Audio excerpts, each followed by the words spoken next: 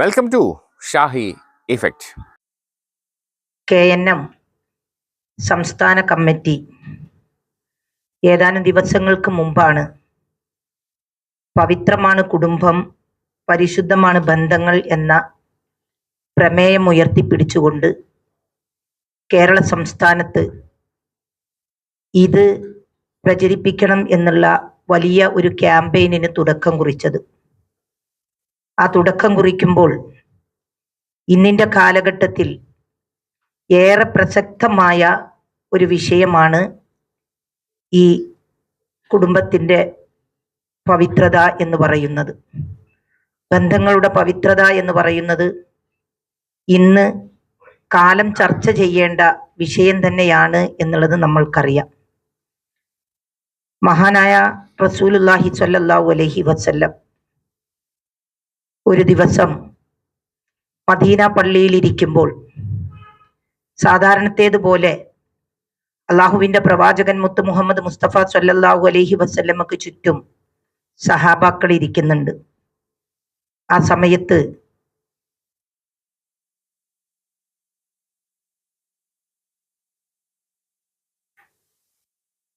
സമയത്ത് അള്ളാഹുവിന്റെ പ്രവാചകൻ അവരോട് പറഞ്ഞു കൊടുക്കുകയാണ്, ഇനി ഈ മദീന പള്ളിയുടെ കവാടം കടന്ന് വാതില് കടന്ന് ഒരാൾ ഇങ്ങോട്ട് വരും. അദ്ദേഹം എന്നെക്കാൾ മുമ്പ് സ്വർഗത്തിലേക്ക് പ്രവേശിക്കുമ്പോൾ അവരുടെ കാലൊച്ച കേൾക്കും എന്ന് പറഞ്ഞു കൊടുക്കുകയാണ്. എല്ലാവരും ആരായിരിക്കും ആ ഭാഗ്യവാൻ എന്നുള്ള നിലക്ക്, ആരായിരിക്കും ആ കടന്നു വരുന്നവർ എന്ന് വിചാരിച്ചുകൊണ്ട് എല്ലാവരും ആ വാതിലിലേക്ക് ഉറ്റി നോക്കി നിൽക്കുകയാണ്. സമയം ഇങ്ങനെ നീണ്ടുകൊണ്ടിരിക്കുകയാണ്. അവസാനം ആ വാതില് കടന്ന് നമ്മളൊക്കെ എന്നും നമ്മളുടെ പ്രസംഗങ്ങളിൽ സൂചിപ്പിക്കുന്ന മഹാനായ ബിലാൽ ഇബ്നു റബാഹ് റളിയല്ലാഹു അൻഹു കടന്നു വരികയാണ്. ആരാണ് ബിലാൽ എന്നുള്ളത് നമ്മൾക്കൊക്കെ അറിയാം. കറുത്ത വർഗക്കാരനായ, ഇസ്ലാം വിശ്വസിച്ചു എന്നുള്ള ഏക കാരണം കൊണ്ട് എല്ലാവിധത്തിലുള്ള അക്രമങ്ങളും ഏറ്റുവാങ്ങേണ്ടി വന്ന മഹാനായ ബിലാൽ ഇബ്നു റബാഹ് റളിയല്ലാഹു അൻഹു വിശ്വസിച്ചു എന്നുള്ള ഏക കാരണം കൊണ്ട് നെഞ്ചത്ത് കരിങ്കല്ല് വെച്ച് കെട്ടിയിട്ട് ആ കയറ് അറബി കുട്ടികളുടെ കയ്യിൽ വെച്ച് കൊടുത്ത് ചുട്ടുപൊള്ളുന്ന മണലാരണ്യത്തിലൂടെ വലിച്ചിഴക്കുന്ന സമയത്തും ബിലാലെ ഇനി ഇതിൽ നിന്ന് മാറാറായില്ലേ എന്ന് ചോദിക്കുമ്പോൾ അള്ളാഹു അഹദ് എന്ന് മുഴുവൻ പറയാൻ കഴിയാതെ അഹദ് അഹദ് എന്നുച്ചരിച്ച് ആ മരണം തൊണ്ടക്കുഴിയിലെത്തിയ ആ സമയത്ത് ദാഹിച്ചവശനായ ബിലാൽ ഇബ്നു റബാഹ് റളിയല്ലാഹു അൻഹു ഒരു തുള്ളി വെള്ളത്തിന് വേണ്ടി അവരുടെ മുമ്പിൽ യാചിച്ചപ്പോൾ ആ വായിലേക്ക് കാർക്കിച്ചു തുപ്പിക്കൊടുത്തത്, വെള്ളം കിട്ടാതെ വെള്ളം കൊടുക്കാതെ കാർക്കിച്ചു തുപ്പിക്കൊടുത്തത് ദാഹത്തിന്റെ കൊടുമ കൊണ്ട് ഇറക്കിയ ബിലാൽ ഇബ്നു റബാഹ് റളിയല്ലാഹു അൻഹു വാതിൽ കടന്നു വരുമ്പോൾ എല്ലാവരും അത്ഭുതത്തോടുകൂടി പ്രവാചകന്റെ മുഖത്തേക്കും അതുപോലെ തന്നെ ബിലാൽ റളിയല്ലാഹു അൻഹുവിന്റെ മുഖത്തേക്കും നോക്കി. ഈ അടിമയായിരുന്ന ബിലാൽ ഇബ്നു റബാഹ് റളിയല്ലാഹു അൻഹുവാണ് സ്വർഗത്തിലേക്ക് അള്ളാഹുവിന്റെ പ്രവാചകൻ പ്രവേശിക്കുമ്പോൾ ഒരു പടി മുന്നിലായി കൊണ്ട് കാലൊച്ച കേൾക്കും എന്ന് പറയുന്നത്. ബിലാലിന്റെ ചുറ്റും കൂടി അവർ. എന്നിട്ട് അവർ ചോദിച്ചു, ബിലാൽ റളിയല്ലാഹു അൻഹുവിനോട് അവർ ചോദിച്ചു, ബിലാൽ, എന്താണ് അള്ളാഹുവിന്റെ പ്രവാചകൻ നിങ്ങളെക്കുറിച്ചാണ് പറഞ്ഞത്? നിങ്ങൾ സ്വർഗത്തിലേക്ക് നേരത്തെ പ്രവേശിക്കുമെന്ന് പറയുന്നു. ഞങ്ങളൊക്കെ ചെയ്യാത്ത നിങ്ങൾ ചെയ്യുന്ന ഏറ്റവും വലിയൊരു കർമ്മം എന്താണ് എന്നുള്ളത് ഞങ്ങൾക്ക് കൂടി ഒന്ന് പറഞ്ഞു തരുമോ എന്ന് ചോദിക്കുകയാണ്. അദ്ദേഹം പറഞ്ഞു, ഞാൻ എപ്പോഴും എനിക്ക് ഒളിവുണ്ടാവും എന്നുള്ളത്. കിടക്കുന്ന സമയത്ത് പോലും, ഞാൻ കിടക്കുന്ന സമയത്ത് എന്ന് പറയുമ്പോൾ ഉറങ്ങുന്ന സമയം വരെ ഞാൻ ഒളു എടുത്ത്, ഉറക്കത്തിൽ പോലും ഞാൻ ഒളു നഷ്ടപ്പെട്ടാൽ എഴുന്നേറ്റ് ഒളു എടുക്കുന്നയാളാണ് എന്ന് പറയുകയാണ്. എനിക്ക് ഏത് സമയത്തും ഒളു ഉണ്ടാകും എന്ന് പറയുകയാണ്. അങ്ങനെ ആ സഹാബാക്കൾ അള്ളാഹുവിന്റെ പ്രവാചകരോട് പോയി ചോദിച്ചു, റസൂലെ, എപ്പോഴും ഒളു ഉണ്ടാകും, അതുകൊണ്ടാണോ ബിലാൽ റളിയല്ലാഹു അൻഹു നേരത്തെ കാലൊച്ച കേൾക്കും എന്ന് പറയാൻ കാരണം എന്ന് ചോദിച്ചു. റസൂല് തലയാട്ടിയില്ല. റസൂൽ അതിന് പ്രതികരിച്ചില്ല. വീണ്ടും അവർ പോയി ചോദിച്ചു ബിലാൽ റളിയല്ലാഹു അൻഹുവിനോട്, ഞങ്ങൾക്കില്ലാത്ത ഇതല്ലാത്ത മറ്റേതെങ്കിലും ശ്രേഷ്ഠത നിങ്ങൾക്കുണ്ടോ എന്ന് ചോദിക്കുകയാണ്. അപ്പോ ബിലാൽ ഇബ്നു റബാഹ് പറഞ്ഞു കൊടുത്തത്, ഞാൻ ഇന്നുവരെ ആരോടും തെറ്റിയിട്ടില്ല. നമ്മളുടെ രണ്ട് ഉസ്താദുമാരും നമ്മളോട് പറഞ്ഞ വാക്യങ്ങൾ, ഞാൻ ഇന്നുവരെ ആരോടും തെറ്റിയിട്ടില്ല, ആരോടും ഞാൻ കെർവ് കാണിച്ചിട്ടില്ല, ആരോടും ഞാൻ അഹംഭാവത്തോടു കൂടി സംസാരിച്ചിട്ടില്ല, എല്ലാവരെയും സ്നേഹിച്ചിട്ടേ ഉള്ളൂ, ഒരാളോട് പോലും ഒരു മിനിറ്റ് നേരം ഞാൻ തെറ്റി നിന്നിട്ടില്ല എന്ന് പറയുകയാണ്. അതാണ് അമീൻ മൗലവി നമ്മളോട് സൂചിപ്പിച്ചത്. തിങ്കളാഴ്ച നമ്മൾ നോമ്പ് നിൽക്കുന്നു, 3 ദിവസത്തിൽ കൂടുതൽ തെറ്റി നിൽക്കരുത് എന്നുള്ളത് നമ്മളെ പഠിപ്പിച്ച, 3 ദിവസത്തിൽ കൂടുതൽ ഒരു മുഅ്മിനായ ഒരു മുസ്ലിമായ മനുഷ്യൻ മറ്റൊരാളുമായി തെറ്റി നിൽക്കരുത് എന്ന് നമ്മളെ പഠിപ്പിക്കുകയാണ്. ആ പഠിപ്പിച്ച പ്രവാചകൻ തിങ്കളാഴ്ച ദിവസം മഗ്‌രിബിന് ശേഷം തിങ്കളാഴ്ച രാത്രി നമ്മൾ അതുവരെ ചെയ്ത നമ്മളുടെ അമലുകളൊക്കെ തന്നെ അള്ളാഹുവിലേക്ക് ഉയർത്തപ്പെടും എന്ന് പറയുമ്പോൾ തിങ്കളാഴ്ച വരെ നമ്മൾ നല്ല രൂപത്തിൽ ജീവിച്ചു. ചൊവ്വാഴ്ച രാവിലെ നമ്മൾ തെറ്റിയിട്ടുണ്ടെങ്കിൽ ചൊവ്വയും ബുധനും കഴിഞ്ഞ് 3-ാമത്തെ ദിവസം വ്യാഴാഴ്ച വരുമ്പോൾ നമ്മൾ ചെയ്യുന്ന പ്രവർത്തനങ്ങൾ, നമ്മൾ ചെയ്യുന്ന അമലുകൾ നിരർത്ഥകമാകാതിരിക്കണമെങ്കിൽ കുടുംബം തെറ്റി നിൽക്കുന്നത് ശരിയല്ല എന്നുള്ളത് അവരവരുടെ പ്രസംഗത്തിൽ നമ്മളോട് സൂചിപ്പിച്ചു. അപ്പൊ വ്യാഴാഴ്ച വരുമ്പോഴേക്കിനും 3 ദിവസമാകും. നമ്മൾ ചെയ്ത പ്രവർത്തനങ്ങൾ അത് നിരർത്ഥകമാകാതിരിക്കുന്നതിന് വേണ്ടി ബന്ധങ്ങൾ ചേർത്തുകൊണ്ട് പോകണം എന്നുള്ളത് നമ്മളോട് പറഞ്ഞു. ഞാൻ ആ വിഷയത്തിലേക്ക് വരുകയല്ല. അപ്പൊ നമ്മള് അള്ളാഹുവിന്റെ പ്രവാചകൻ പറഞ്ഞ ബിലാൽ ഇബ്നു റബാഹ് റളിയല്ലാഹു അൻഹു, ഞാൻ ഒരാളോടും തെറ്റാറില്ല എന്നുള്ളതും ഞാൻ ആരെയും വഞ്ചിക്കാറില്ല എന്നുള്ളതും എല്ലാവരോടും സ്നേഹത്തോടും താല്പര്യത്തോടും കൂടി മാത്രമേ ഞാൻ വർത്തിക്കാറുള്ളൂ എന്നുള്ളത് പറഞ്ഞപ്പോൾ വീണ്ടും അവര് പ്രവാചകന്റെ മുമ്പിലേക്ക് പോയി. പോയിട്ട് പ്രവാചകരോട് പറഞ്ഞു, പ്രവാചകരെ, ഇതാണ് ബിലാൽ റളിയല്ലാഹു അൻഹു പറഞ്ഞത്, അത് ശരിയാണോ എന്ന് ചോദിക്കുകയാണ്. അതെ എന്ന് പറഞ്ഞു കൊടുക്കുകയാണ്.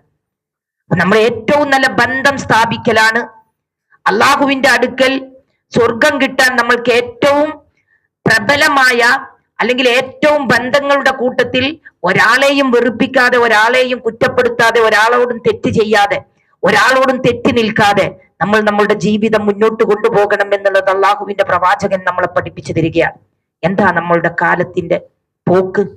കാലത്തിന്റെ കുത്തൊഴുക്കിൽ ഞാനും നിങ്ങളും ഒക്കെ സഞ്ചരിച്ചു കൊണ്ടിരിക്കുമ്പോൾ ഈ 2025 വന്നപ്പോൾ നമ്മളൊക്കെ കേൾക്കാൻ ആഗ്രഹിക്കുന്നതിനേക്കാൾ അപ്പുറത്തേക്ക്, നമ്മളൊക്കെ കേൾക്കാൻ അല്ലെങ്കിൽ ഇഷ്ടപ്പെടാത്ത എന്തൊക്കെയാണ് നമ്മളുടെ നാട്ടിലേക്ക് കടന്നു വന്നത്? എന്തിനൊക്കെ നമ്മൾ സാക്ഷ്യം വഹിച്ചു? അഫാൻ എന്ന് പറയുന്ന ചെറുപ്പക്കാരൻ, സാക്ഷര കേരളം, സുന്ദര കേരളം എന്ന് പേര് കേട്ട കേരളക്കരയിൽ അഫാൻ എന്ന് പറയുന്ന ചെറുപ്പക്കാരൻ മുസ്ലിമാണ്. ആ മുസ്ലിമായ ചെറുപ്പക്കാരൻ അവനാണ് അവന്റെ ഉമ്മയെ കൊല്ലാൻ നോക്കിയത്. ഉമ്മയെ കൊന്നില്ല എന്നുള്ളത് മറ്റൊരു സത്യം. ഉമ്മയെ അല്ലെങ്കിൽ ഉമ്മ മരിച്ചു എന്നുള്ളത് അവൻ കരുതി.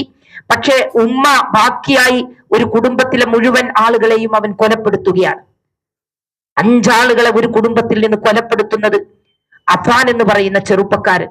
സ്വന്തം അനുജനെ, നമ്മളൊക്കെ പവിത്രമാണ് കുടുംബം എന്ന് നമ്മൾ സംസാരിക്കുമ്പോൾ നമ്മളുടെ കൊച്ചനുജത്തിമാരോട് ഏത് രൂപത്തിലായിരുന്നു നമ്മൾ വർത്തിച്ചിരുന്നത്? നമ്മളുടെ കുടുംബത്തിലെ ഇപ്പോഴത്തെ കുട്ടികൾ ഏത് രൂപത്തിലാണ് വർത്തിക്കുന്നത്? പക്ഷേ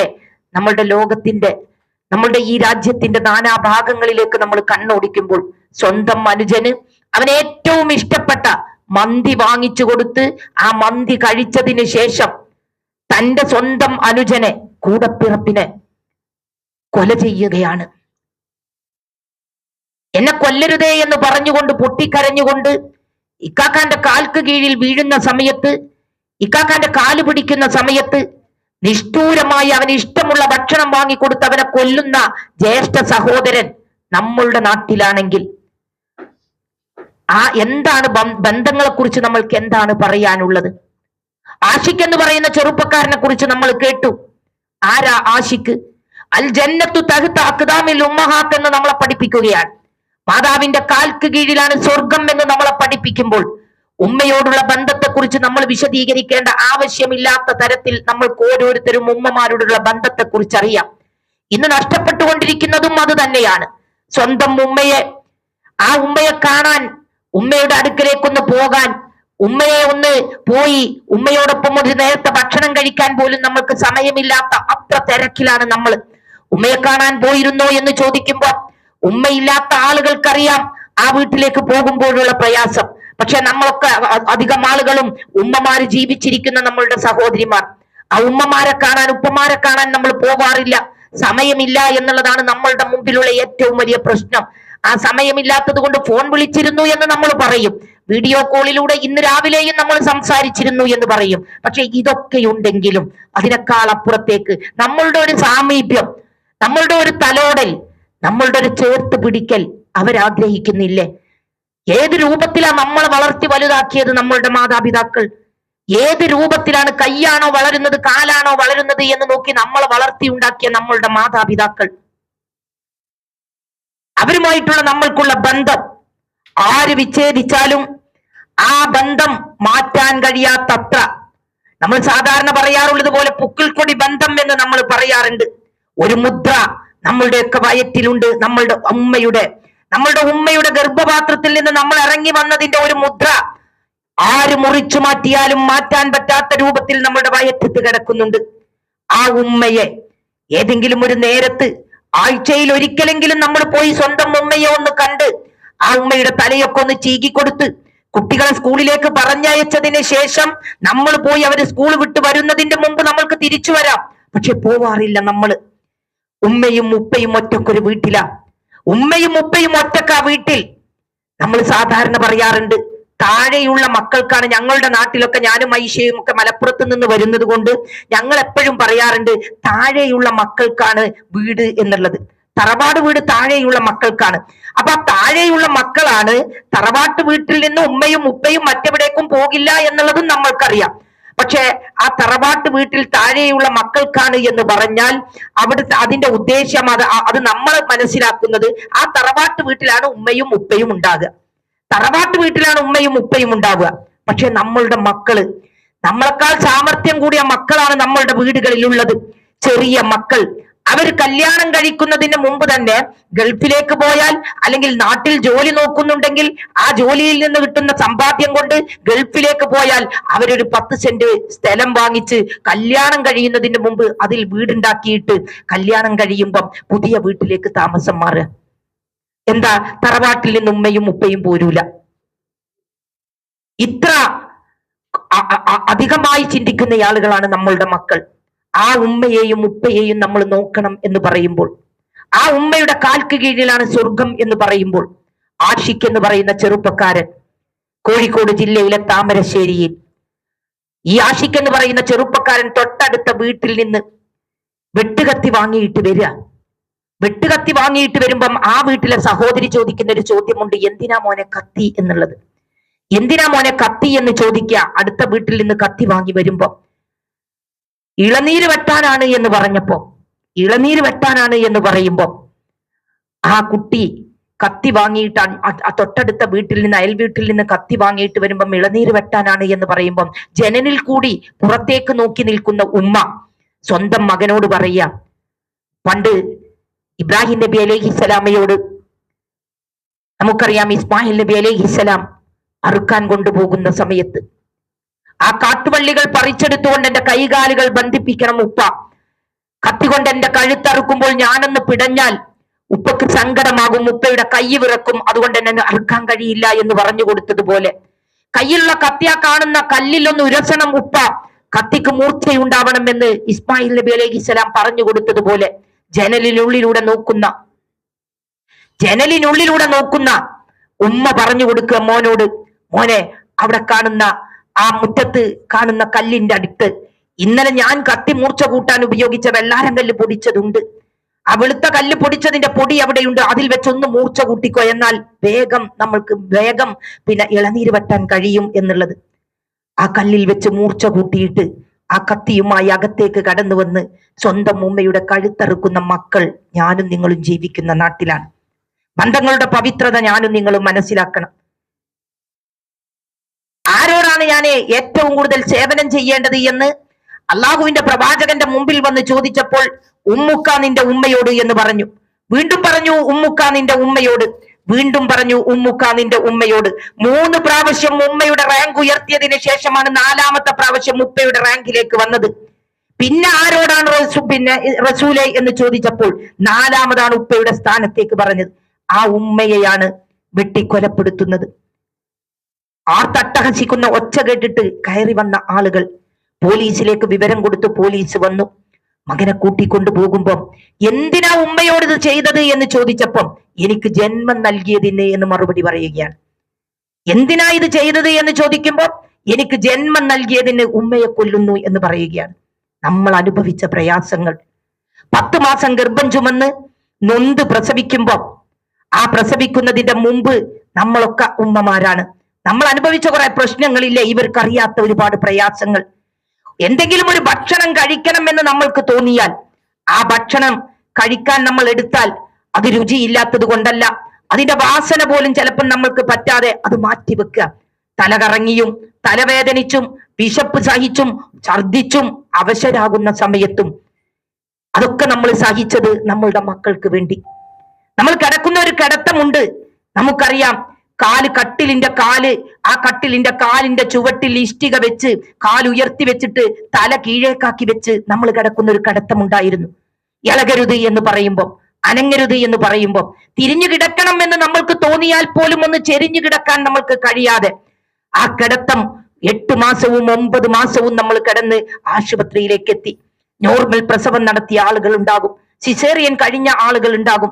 ആ കുട്ടികളെ നമ്മളുടെ കയ്യിൽ കിട്ടുമ്പോൾ നമ്മുടെ മടിയിലൊന്ന് ഇരുത്തി നമ്മളുടെ മാറിടത്തിലൂടെ ഒലിക്കുന്ന മുലപ്പാല് കൊടുക്കാൻ വേണ്ടി ഞാനും നിങ്ങളും പെട്ട പാട് നമ്മൾക്ക് ഓരോരുത്തർക്കും അറിയില്ലേ. സ്റ്റിച്ചിന്റെ വേദന കൊണ്ട് ഇരുന്നൊന്ന് പാല് കൊടുക്കാൻ പോലും കഴിയാത്ത അവസ്ഥയുണ്ടായിരുന്നു. അങ്ങനെയുള്ള നമ്മളുടെ മക്കളാണ്. ആ മകൻ ആഷിഖ് എന്ന് പറയുന്ന കുട്ടി ചെറുപ്പത്തിൽ ഉപ്പ ഉപേക്ഷിച്ചു പോയ കുട്ടിയെ താൻ മറ്റൊരു വിവാഹം കഴിച്ചാൽ എന്റെ കുട്ടിയുടെ സുഖം നടക്കില്ല എന്ന് വിചാരിച്ച് ആ കുട്ടിയെ പൊന്നുപോലെ പോറ്റി വളർത്തി 23 വയസ്സ് പ്രായമായപ്പം ഉപ്പ ഈ ഉമ്മായെ കൊല്ലുന്ന ഒരവസ്ഥയിലേക്ക് എത്തി. ഇതാണ് നമ്മളുടെ നാട് എന്ന് പറയുന്നത്. മിഹ്റിൻ എന്ന് പറയുന്ന ഒരു കുട്ടി 23 അപ്പുറത്തും ഇപ്പുറത്തും ഇരിക്കുന്ന കോളേജിൽ പഠിക്കുന്ന സഹപാഠികൾ, ആ കോളേജിൽ പഠിക്കുന്ന സഹപാഠികൾ അങ്ങോട്ടും ഇങ്ങോട്ടുമുള്ള ഒരു അസ്വാരസ്യത്തിന്റെ പേരിൽ സഹിക്കാൻ കഴിയാതെ 23 നില ഉയരമുള്ള ബിൽഡിങ്ങിന്റെ മുകളിൽ നിന്ന് താഴേക്ക് എടുത്തു ചാടുക. കഴിയുന്നില്ല നമ്മളുടെ കുട്ടികൾക്ക് സഹിക്കാൻ. നിസാര കാരണങ്ങൾക്ക് ഈ ദുനിയാവ് അവസാനിപ്പിച്ചു പോകുന്ന നമ്മളുടെ കുട്ടികൾ നമ്മൾ കണ്ടില്ലേ. ഏറ്റവും അവസാനം ഞാനും നിങ്ങളും കണ്ടു ഷഹബാസ് എന്ന് പറയുന്ന ഒരു കുട്ടിയുടെ ചിത്രം. നമ്മള് കൂടെ പഠിക്കുന്ന കുട്ടികളെ സഹപാഠികൾ എന്നുള്ളതിന്റെ അപ്പുറത്തേക്ക് കൂടപ്പിറപ്പുകളായി നമ്മൾ കാണുന്ന ഒരു അവസ്ഥയുണ്ട്. കൂടപ്പിറപ്പുകളായി ഞാൻ ഇന്നിന്റെ ഈ കാലഘട്ടം നിങ്ങളുടെ മുമ്പിലേക്ക് വെച്ചു തരുന്നത് ഇതിനെന്തുണ്ട് പരിഹാരം എന്ന് നമ്മൾ നിർദ്ദേശിക്കുന്നതിന് വേണ്ടിയാണ്. ഷഹബാസ് എന്ന് പറയുന്ന ഇത്തിരി പോന്ന കുട്ടി 15 വയസ്സ് പൂർത്തിയാകുമ്പോ നമ്മൾ സ്കൂളിലേക്ക് പോകാറുണ്ട്. ഞാനും നിങ്ങളും സ്കൂളിലേക്ക് പോയിരുന്ന കാലഘട്ടമുണ്ട്. ഇപ്പോഴത്തെ ചെറിയ പെൺകുട്ടികൾക്ക് അറിയാത്ത ഒരു കാലഘട്ടം. പുസ്തകം മാറോട് അടുക്കി പിടിച്ച് നമ്മൾ പോകുന്ന വഴിയിൽ കാണുന്ന കല്ലിനോടും മുള്ളിനോടും സംസാരിച്ച്, വേലിപ്പടർപ്പുകളിലെ പൂച്ചെടിയോട് നമ്മൾ സംസാരിച്ച്, അപ്പുറത്ത് ഇന്ന് നമ്മൾ നിപ്പ ബാധിക്കുമെന്നുള്ള പേടി കൊണ്ട്, അതല്ലെങ്കിൽ മറ്റേതെങ്കിലും രോഗം വരുമെന്നുള്ള പേടി കൊണ്ട് മാവിന്റെ ചുവട്ടിൽ വീണ് കിടക്കുന്ന ഒരു കണ്ണിമാങ്ങയോ അതല്ലെങ്കിൽ ഏതെങ്കിലും ഒരു പഴുത്ത മാങ്ങയോ പിന്നെ നമ്മളുടെ കൺമുന്നിൽ വെച്ച് വീണാൽ പോലും അത് എടുക്കരുത് എന്ന് ഉപദേശിക്കുന്ന നമ്മളുടെ ഈ നാട്ടിൽ നമ്മൾ സ്കൂളിലേക്ക് പോയിരുന്നപ്പോൾ തൊട്ടടുത്ത പോകുന്ന വഴിയിലെ വീട്ടിലെ മാവിൻ ചുവട്ടിൽ വീണ് കിടക്കുന്ന മാങ്ങ നമ്മൾ എടുക്കാറുണ്ട്.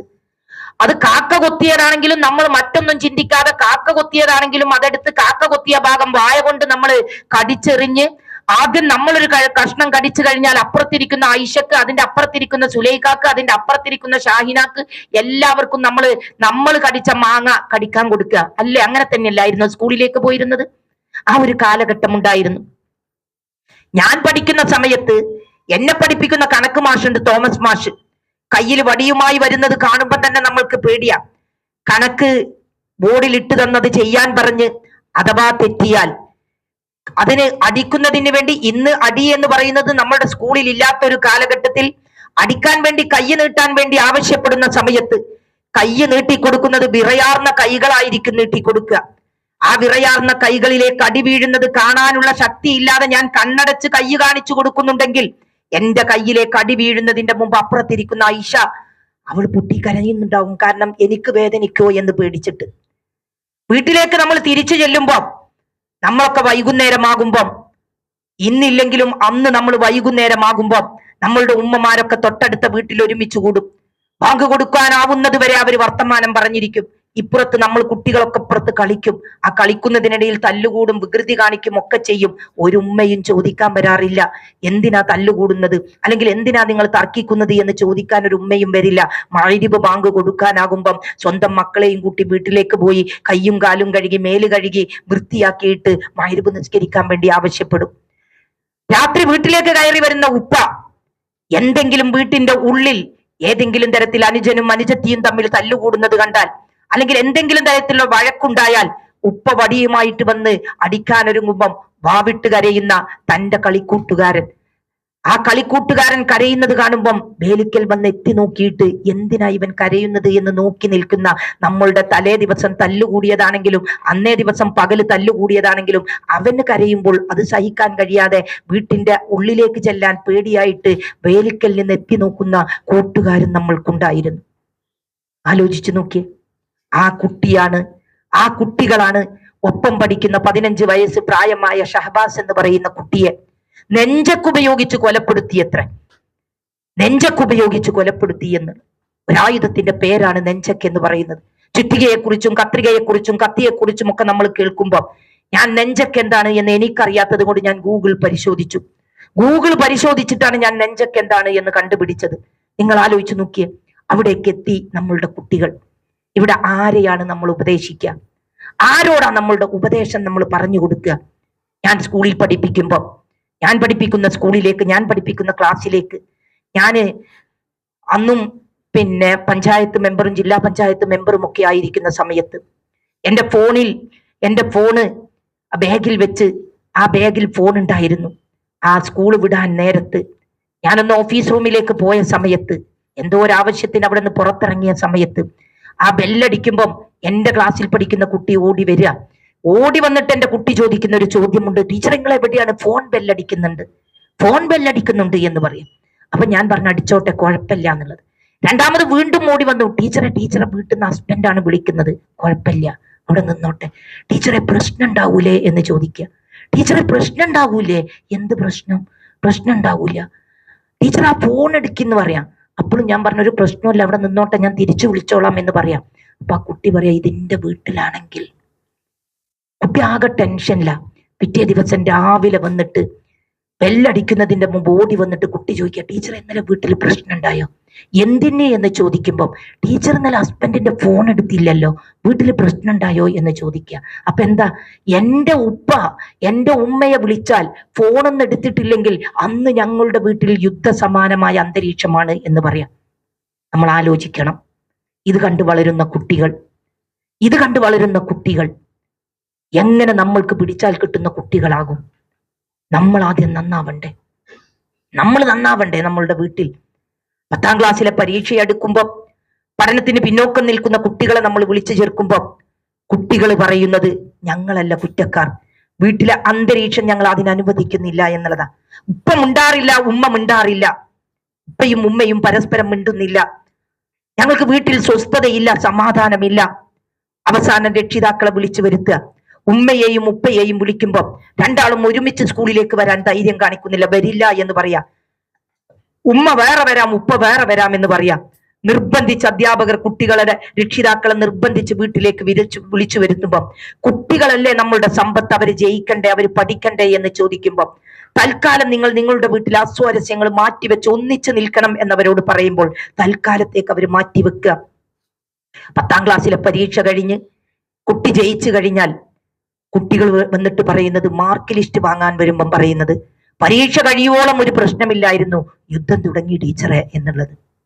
അപ്പൊ പിന്നെ നമ്മളുടെ കുടുംബത്തെ നോക്കി, നമ്മളുടെ വീട്ടിനെ നോക്കി, വീട്ടിന്റെ അകത്തളങ്ങളിലേക്ക് നോക്കി വളർത്തേണ്ട നമ്മളുടെ മക്കൾ നമ്മളെ കണ്ട് വളരുമ്പോൾ, സ്നേഹം കിട്ടാതിരിക്കുമ്പോൾ, സ്നേഹവും ലാളനയും കിട്ടേണ്ടടുത്ത് കിട്ടാതിരിക്കുമ്പോൾ അവരെങ്ങനെ ഈ തരത്തിലുള്ള അല്ലെങ്കിൽ ക്രിമിനലായ മനസ്സുമായിട്ട് നമ്മളുടെ കുട്ടികൾ പുറത്തിറങ്ങുന്നതിന് നമ്മൾ ആരോടും പറഞ്ഞിട്ട് കാര്യമില്ല. മഹാനായ ഗസാലി റളിയല്ലാഹു അൻഹു റഹ്മഹുല്ല, നമുക്കൊക്കെ അറിയാം. ഗസാലി റഹ്മഹുല്ല അദ്ദേഹം പറയുന്നുണ്ട്, ഭാര്യയുടെ സ്നേഹത്തെക്കുറിച്ച് മനസ്സിലാക്കണമെങ്കിൽ ഭർത്താവ് രോഗിയാവണം. അല്ല, ഭർത്താവിന്റെ സ്നേഹത്തെക്കുറിച്ച് ഭാര്യ മനസ്സിലാക്കണമെങ്കിൽ ഭാര്യ രോഗിയാവണം. നമ്മളൊരു രോഗം ബാധിച്ചാൽ അറിയാം നമ്മളുടെ നമ്മളോടുള്ള സ്നേഹത്തിന്റെ ആഴം എന്ന് പറയുകയാണ്.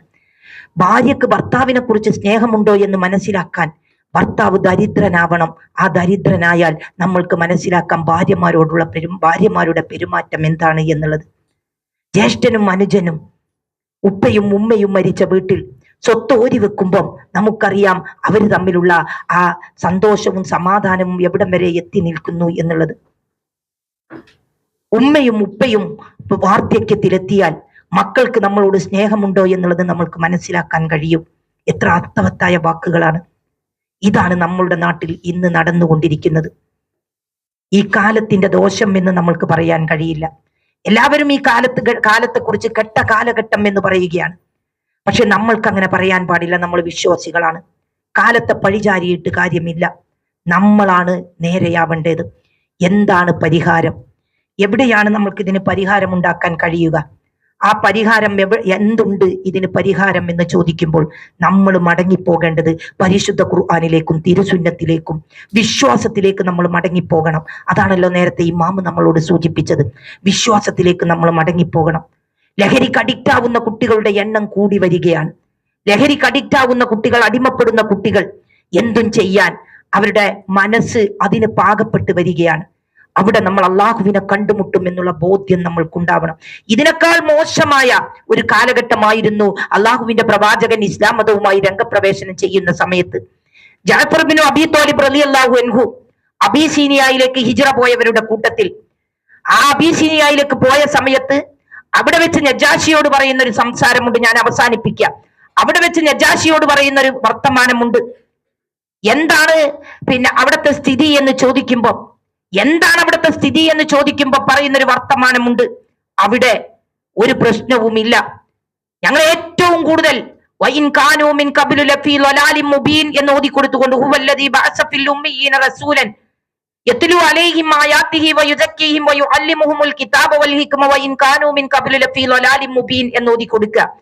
അങ്ങനെയുള്ള സംസ്കാരമില്ലാത്ത ആടുമാട് കുന്നിൻ ചെരുവുകളിലൂടെ ആടുമാടുകളെ മേച്ചു നടന്ന് കായലോരത്ത് പോയി കക്ക പെറുക്കി ജീവിച്ചിരുന്ന ഒരു കാലഘട്ടത്തിൽ സ്വന്തത്തെയും ബന്ധത്തെയും തിരിച്ചറിയാത്ത ഒരു കാലഘട്ടമായിരുന്നു. കള്ളിലും പെണ്ണിലും യുദ്ധത്തിലും അതിന് മൂന്നിലും അടിമപ്പെട്ടുകൊണ്ട് മുന്നോട്ട് പോയിരുന്ന ഒരു കാലഘട്ടത്തിൽ സ്വന്തം ഭാര്യയെ ഒട്ടകത്തിന്റെ പുറത്തിരുത്തി, സ്വന്തം പെങ്ങളെ ഒട്ടകത്തിന്റെ പുറത്തിരുത്തി ആ മക്കയുടെ പ്രാന്തപ്രദേശങ്ങളിലൂടെ എവിടേക്കെങ്കിലും ഒന്ന് പോവുകയാണ് എന്ന് വിചാരിച്ചാൽ നട്ടപ്പാതിര നേരത്തല്ല പട്ടാപ്പകൽ ആ ഭാര്യയെ ഒട്ടകത്തിന്റെ പുറത്ത് കയറിയിരിക്കുന്ന ഭാര്യയെ സ്വന്തം ഭർത്താവിന്റെ മുമ്പിൽ വെച്ച് അവളെ പിടിച്ച് താഴേക്കിറക്കി അവരിഷ്ടമുള്ള രൂപത്തിൽ ആ പെണ്ണിനെ ഉപയോഗിക്കുന്ന കാലഘട്ടം. ചോദിക്കാനും പറയാനും ആളില്ലായിരുന്നു. യുദ്ധമില്ലാതെ ജീവിക്കാൻ പറ്റാത്ത ഒരു കാലഘട്ടം.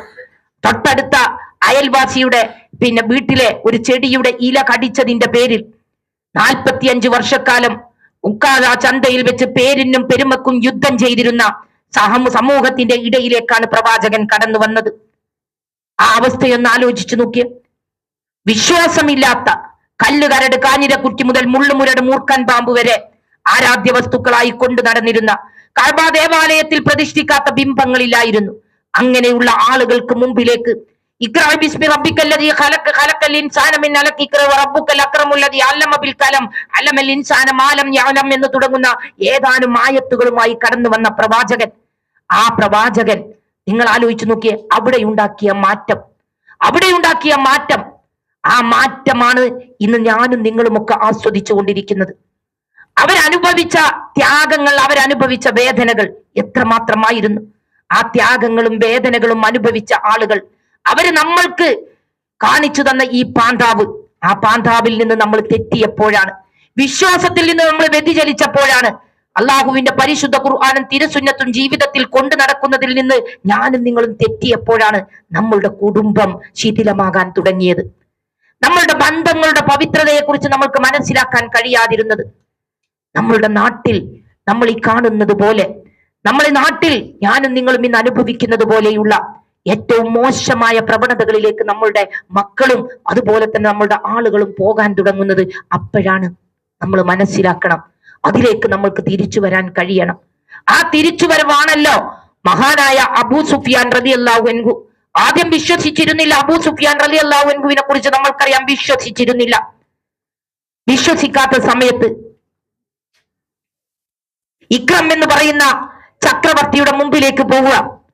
ഒരു യാത്രാ മധ്യേ ആ ചക്രവർത്തിയുടെ മുമ്പിലെത്തിയപ്പോൾ രണ്ടുപേരും ഇസ്ലാം മതം സ്വീകരിച്ചിരുന്നില്ല. രണ്ടുപേരും പ്രവാചകന്റെ ശത്രുക്കളായിരുന്നു.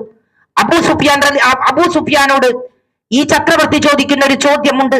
നിങ്ങളുടെ നാട്ടിൽ ഒരു പ്രവാചകൻ വന്നിട്ടുണ്ടല്ലോ, ആ പ്രവാചകൻ എന്താണ് പറഞ്ഞുകൊണ്ടിരിക്കുന്നത് എന്ന് ചോദിച്ചപ്പോൾ ആ പ്രവാചകൻ മോശമായതൊന്നും പറയുന്നില്ല. നമ്മള് കുടുംബ ബന്ധം ചേർക്കണം എന്ന് മാത്രമേ പറയുന്നുള്ളൂ.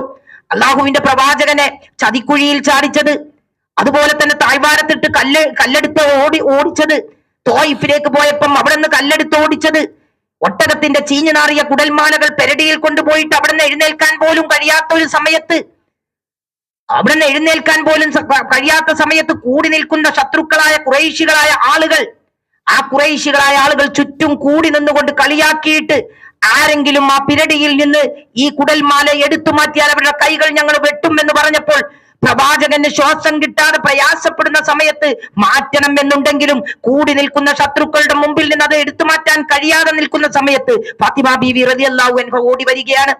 ഫാത്തിമ ബീവി റളിയല്ലാഹു അൻഹ ഓടി വന്നു, പ്രവാചകന്റെ പിരടിയിൽ നിന്ന് അത് വലിച്ചിട്ടു, ചേർത്ത് പിടിച്ച് ഉമ്മ വെച്ച് പ്രവാചകനെ കൂട്ടിക്കൊണ്ടു പോകുമ്പോൾ അള്ളാഹുവിന്റെ റസൂൽ മുത്ത് മുഹമ്മദ് മുസ്തഫ സ്വല്ലല്ലാഹു അലൈഹി വസല്ലം കൂടി നിൽക്കുന്ന തന്റെ സഹോദരങ്ങളോട്, തന്റെ കുടുംബാംഗങ്ങളോട്, ഖുറൈശി ഗോത്രത്തിലെ തന്റെ കുടുംബങ്ങളോട് ചോദിക്കുന്നുണ്ട്, എന്തിനാ നിങ്ങൾ ഇന്നെങ്ങനെ ചെയ്യുന്നത്? ഞാൻ നിങ്ങളോട് കുടുംബ ബന്ധം ചേർക്കണം എന്ന് മാത്രമല്ലേ പറഞ്ഞിട്ടുള്ളൂ, പിന്നെ എന്തിനാ എന്നോട് ഇങ്ങനെ ചെയ്യുന്നത് എന്ന് ദയനീയമായി ചോദിക്കുന്ന ഒരു ചോദ്യമുണ്ട്. ആ പ്രവാചകനാണ് ഈ ഇസ്ലാമിന് വേണ്ടി ജനിച്ച നാടും വീടും വിട്ട് മദീനയിലേക്ക് പോയത്.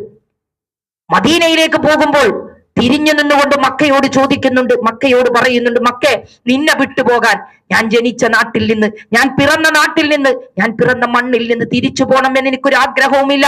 നിന്നെ വിട്ടുപോകുമ്പോൾ എനിക്ക് സങ്കടമുണ്ട്, പക്ഷെ പോവാതിരിക്കാൻ നിർവാഹമില്ല എന്ന് പറഞ്ഞ് മദീനയിലേക്ക് ഹിജ്റ പോയതും ഈ വിശ്വാസം ജനങ്ങൾക്കിടയിലേക്ക് പ്രചരിപ്പിച്ചത് കൊണ്ടാണ്. ലാ ഇലാഹ ഇല്ലല്ലാഹ് മുഹമ്മദുർ റസൂലുള്ളാഹി എന്നുള്ള കലിമത്തിലേക്ക് നിങ്ങൾ കടന്നു വരണം എന്ന് പറഞ്ഞപ്പോൾ ഞാൻ പറഞ്ഞു വന്നത്, ഇത്രയും വികലമായ ചിന്താഗതിയുമായി നടന്നിരുന്ന ഒരു സമൂഹത്തെ അള്ളാഹുവിന്റെ പ്രവാചകന് മാറ്റിമറിക്കാൻ കഴിഞ്ഞിട്ടുണ്ടെങ്കിൽ നമ്മൾക്ക് കഴിയണ്ടേ. യുദ്ധത്തിന് വേണ്ടി സന്നാഹങ്ങളൊക്കെ ആയിട്ട് അപ്പുറത്ത് സൈന്യങ്ങൾ സന്നാഹങ്ങളുമായിട്ട് നിൽക്കുന്ന സമയത്ത് ഇപ്പുറത്ത് ഊരിപ്പിടിക്കാൻ ഒരു വാളില്ലാത്ത, ഒരു പിടി പോലും കയ്യിൽ പിടിച്ചുകൊണ്ട് നല്ലൊരു വാള് കയ്യിലില്ലാത്ത, മൂർച്ചയില്ലാത്ത വാളുമായിട്ട്, മൂർച്ചയില്ലാത്ത അമ്പുമായിട്ട് കയ്യിൽ പിടിച്ചു നിൽക്കുന്ന ഒരു വിഭാഗം ആളുകൾ ഒരു ഭാഗത്ത്, മറുഭാഗത്ത് സകല സന്നാഹങ്ങളോടും കൂടി പ്രവാചകനെയും അനുയായികളെയും ആക്രമിക്കാൻ വന്ന് നിൽക്കുന്ന ഒരു വിഭാഗം ആളുകൾ. അള്ളാഹുവിന്റെ പ്രവാചകൻ വരി ഇങ്ങനെ നിർത്തുകയാണ്. ആ വരി ശരിയാക്കി, സ്വപ്പ് ശരിയാക്കി ഇങ്ങനെ നിർത്തുമ്പോൾ പ്രവാചകന്റെ കയ്യിൽ, അള്ളാഹുവിന്റെ റസൂലിന്റെ കയ്യിൽ ഒരു വടിയുണ്ട്. ആ വടി കൊണ്ട് ഇങ്ങനെ നേരെയാക്കി നിർത്തുമ്പോൾ ഉമൈർ റളിയല്ലാഹു അൻഹു തന്റെ കാലുറക്കാത്ത പോലെ അങ്ങോട്ടും ഇങ്ങോട്ടും ചാഞ്ഞും ചെരിഞ്ഞും നിൽക്കുമ്പോൾ റസൂലുള്ളാഹി സ്വല്ലല്ലാഹു അലൈഹി വസല്ലം ചോദിക്കുക, ഉമൈറ, യുദ്ധം പൊട്ടിപ്പുറപ്പെടാറായി, ഒന്ന് നേരാൻ വണ്ണം നിന്നുകൂടെ? നമ്മളിതിനെ നല്ല സ്റ്റേണായിട്ട് നിൽക്കണ്ടേ എന്ന് പറയാം.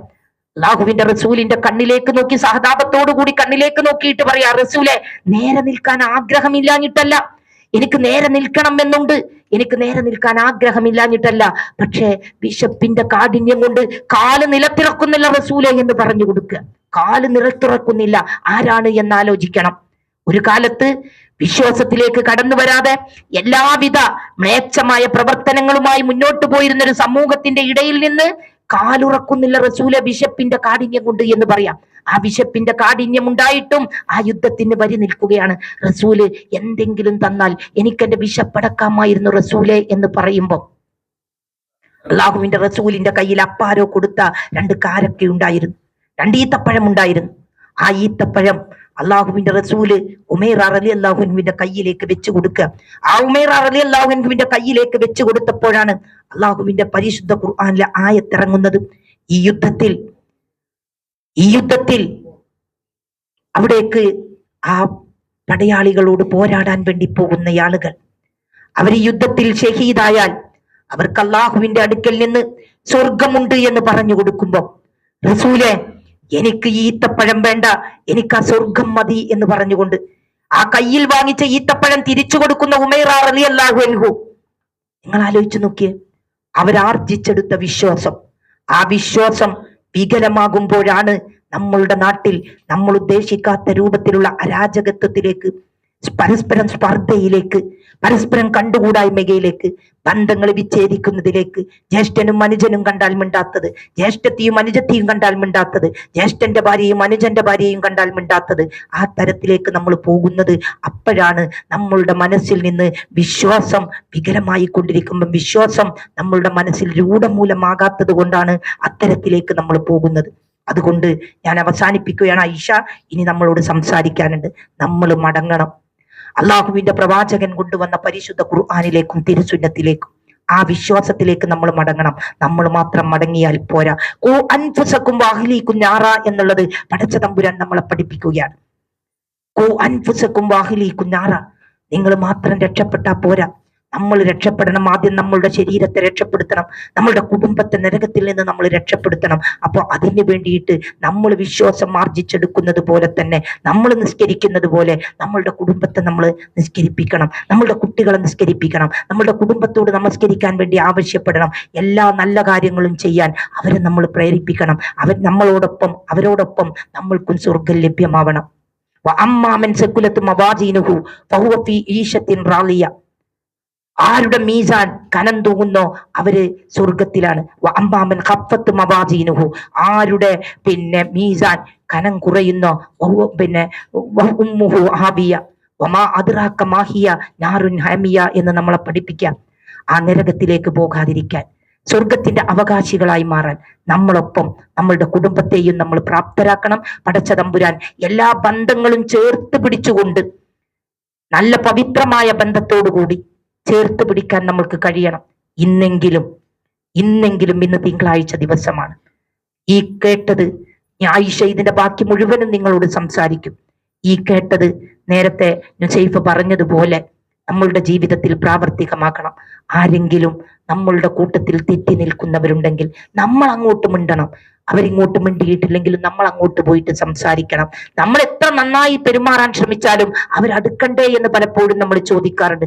ഓരോ പെരുന്നാളിനും ഖുതുബ കേൾക്കുമ്പോൾ നമ്മൾ കേൾക്കാറുള്ളത് ബന്ധങ്ങളുടെ പവിത്രതയെ കുറിച്ച് നമ്മൾ പറയും. പെരുന്നാൾ ദിവസങ്ങളിൽ ഇന്നെങ്കിലും നമ്മൾ സ്നേഹത്തോടുകൂടി കുടുംബത്തെ ചേർത്ത് പിടിക്കണം എന്ന് പറയും, അയൽവാസികളെ ചേർത്ത് പിടിക്കണം എന്ന് പറയും, അയൽവാസിയോട് നല്ല രൂപത്തിൽ പെരുമാറണം എന്ന് പറയും. ഇതൊക്കെ നമ്മളോട് പറയാറുണ്ടെങ്കിലും നമ്മൾ പലപ്പോഴും നമ്മൾ പറയും ഞാനും, അപ്പൊ അവരേത് രൂപത്തിലാണെന്നുണ്ടെങ്കിൽ ആ രൂപത്തിൽ ഞാനും പോവാം എന്ന് പറയുന്നതിന് പകരം അവരെങ്ങനെയൊക്കെയോ ആയിക്കോട്ടെ, നമ്മൾ അവരെ പോലെയല്ല. നമ്മൾ ഈ സമൂഹത്തിന് നേരായ ദിശ കാണിച്ചു കൊടുക്കേണ്ട ആളുകളാണ് എനിക്ക് മുമ്പിൽ ഇരിക്കുന്നത്. ഈ തിരുവനന്തപുരം ജില്ലയിലെ MGMന്റെ ക്രീമായ അംഗങ്ങളാണ് നിങ്ങൾ. നമ്മളാണ് മറ്റുള്ളവർക്ക് മാതൃകയാവേണ്ടത്, നമ്മളാണ് റോൾ മോഡൽ ആവേണ്ടത്. ആ റോൾ മോഡൽ ആയിക്കൊണ്ട് മറ്റുള്ളവർ നമ്മളോട് എന്ത് ചെയ്യുന്നു എന്നുള്ളതിനപ്പുറത്തേക്ക് നമ്മൾ എന്ത് ചെയ്യണം, നമ്മൾ എങ്ങനെയാവണം എന്നുള്ളത് അവർക്ക് പഠിപ്പിച്ചു കൊടുക്കണം. പടച്ച തമ്പുരാൻ അതിന് നമ്മൾ അനുഗ്രഹിക്കുമാറാവട്ടെ. ആര് നമ്മളുടെ മുമ്പിലേക്ക് എന്ത് തന്നെ പറഞ്ഞു വന്നാലും അവരെ മൈൻഡ് ചെയ്യാതെ നഊദു ബില്ലാ, അള്ളാഹുവിൽ അഭയം തേടുക. അതുപോലെ തന്നെ തവക്കൽതു അലല്ലാ എന്ന് പറയാ, അലല്ലാ എന്ന് പറഞ്ഞ് നമ്മൾ പിന്മാറുക. നമ്മൾ അവരെ കാണുമ്പോൾ ചിരിക്കാൻ ശ്രമിക്കുക. കല്യാണത്തിന് പോകുമ്പം നമ്മൾ അവിടെ കാണുമ്പോൾ നമ്മൾ ഇപ്പുറത്തേക്ക് മാറിപ്പോകണ്ട. നമ്മൾ വിരുന്നിന് പോകുമ്പം അവരെ കാണുമ്പോൾ മാറി നിൽക്കണ്ട. പകരം നമ്മൾ വിളിക്കുന്ന കല്യാണത്തിലേക്ക് പോകുമ്പോൾ, അതുപോലെ തന്നെ സൽക്കാരങ്ങളിലേക്ക് പോകുമ്പം, മരിച്ചയിടത്തേക്ക് ചെല്ലുമ്പം, തലേ ദിവസം വരെ നമ്മളോട് മിണ്ടാത്ത ആളുകളാണെങ്കിലും അവരോട് മിണ്ടാനുള്ള ഒരു സന്മനസ് നമ്മൾക്കുണ്ടാവുക. നമ്മൾ രക്ഷപ്പെടും. പടച്ച തമ്പുരാൻ നമ്മളെ കാത്തു രക്ഷിക്കുമാറാവട്ടെ എന്ന് ആത്മാർത്ഥമായി ആഗ്രഹിച്ചുകൊണ്ട്, ആത്മാർത്ഥമായി പ്രാർത്ഥിച്ചുകൊണ്ട്, എല്ലാവർക്കും നല്ലത് മാത്രം നേർന്നുകൊണ്ട് പടച്ച തമ്പുരാൻ നമ്മളുടെ ഈ ഒത്തുചേരൽ സ്വാലിഹായ ഒരു അമലായി സ്വീകരിക്കുമാറാവട്ടെ. നാളെ സ്വർഗത്തിലേക്കുള്ള ഒരു മുതൽക്കൂട്ടായി റബ്ബിതിനെ മാറ്റട്ടെ. നരകത്തിലേക്കും സ്വർഗത്തിലേക്കും വേർതിരിക്കപ്പെടുന്ന ദിവസം സ്വർഗത്തിൽ അടുപ്പിക്കുന്നതും നരകത്തിൽ നിന്ന് അകറ്റുന്നതുമായ പ്രവർത്തനങ്ങളിൽ മുഴുകാൻ പടച്ച തമ്പുരാൻ നമ്മളെ ഏവരെയും അനുഗ്രഹിക്കുമാറാവട്ടെ എന്ന് ആത്മാർത്ഥമായി ആഗ്രഹിച്ചുകൊണ്ട് പ്രാർത്ഥിച്ചുകൊണ്ട് പടച്ച തമ്പുരാൻ എല്ലാം റാഹത്തിലാക്കട്ടെ എന്നുള്ള പ്രാർത്ഥനയോടുകൂടി ഞാൻ അവസാനിപ്പിക്കുന്നു. വാഖിർ ദഅ്വാനാ അൽഹംദുലില്ലാഹി റബ്ബിൽ ആലമീൻ. കൂടുതൽ വിശേഷങ്ങളുമായി വീണ്ടും കാണാം. അതുവരെ ഏവർക്കും നന്ദി, നമസ്കാരം.